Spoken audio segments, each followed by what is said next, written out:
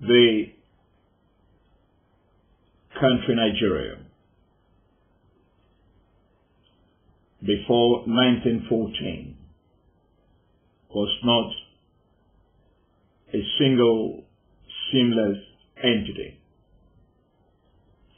In 1906, the Southern Protectorate and the Northern Protectorate were formed. But for administrative convenience, the two were merged together, amalgamated, in 1914 to form one huge seamless country. That was done without the consent or contribution of Nigerians. And so, Nigerians with different histories, different languages and cultures were merged together as, in quote, one people.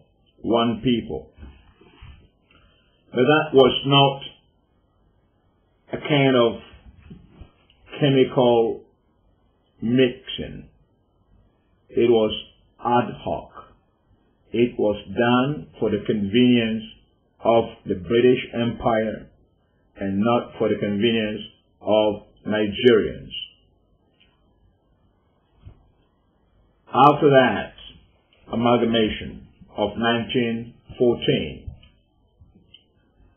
there came a time when the Second World War happened. The British Empire made from that World War with a weak economy.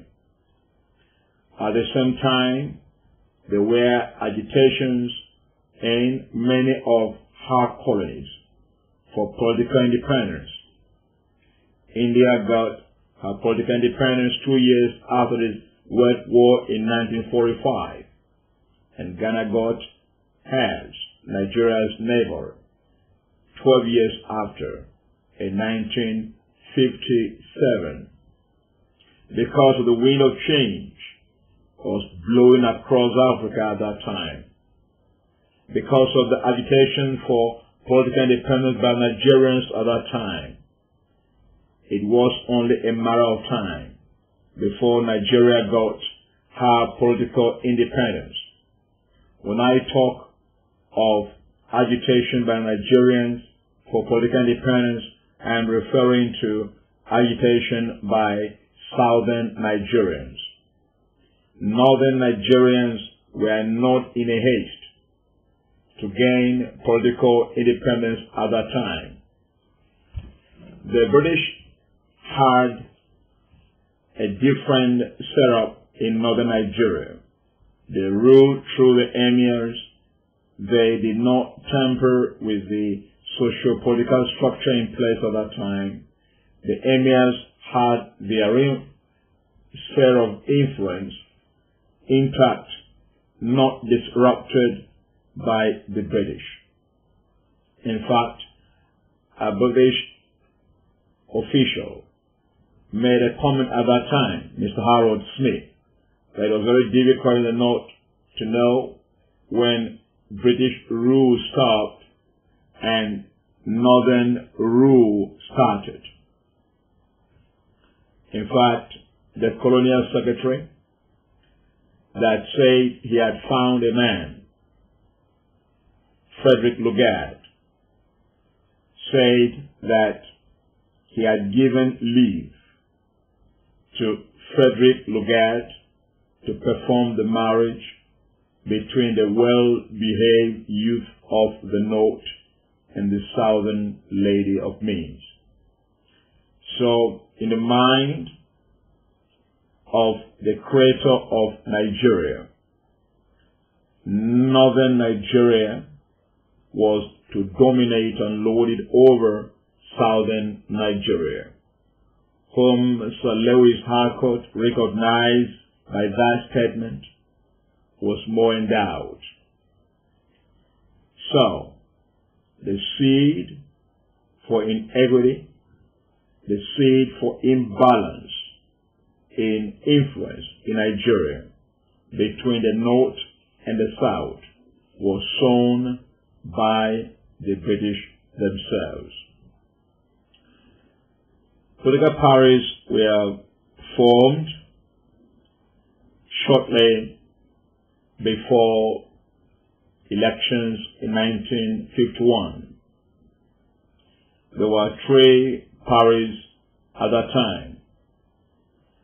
The NPC, which was a northern party, the AG, which was southwestern party, and the NCNC, which was actually a truly national party, co-founded by Sir Herbert Macaulay, a Yoruba man, and Sir Nnamdi Azikiwe, an Igbo man.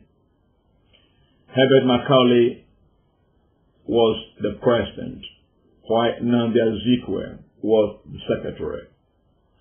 But after the death of Herbert Macaulay in 1946, Zik became the leader of that party, which won elections in southwestern Nigeria in 1951, thus making Zik an Igbo man to emerge as the first premier of that region. That was unacceptable to Yoruba elders and leaders at that time, who persuaded Yoruba members of the NCNC party to cross carpet to AG. This was a sad injection of ethnicity into Nigeria's politics at that time, an introduction of it. Zik had to go back to the southeast and became premier of the region from 1952 to 1959. In 1959, the first federal legislative elections were to take place, and they indeed took place. But I'm going to tell you how the colonial government rigged that election in favor of the NPC, how they sowed a seed of disruption in Nigeria before they left. So actually, although in 1960 there was political independence, it changed nothing really. It was a change. It was actually not a change. I will tell you about that in the third part.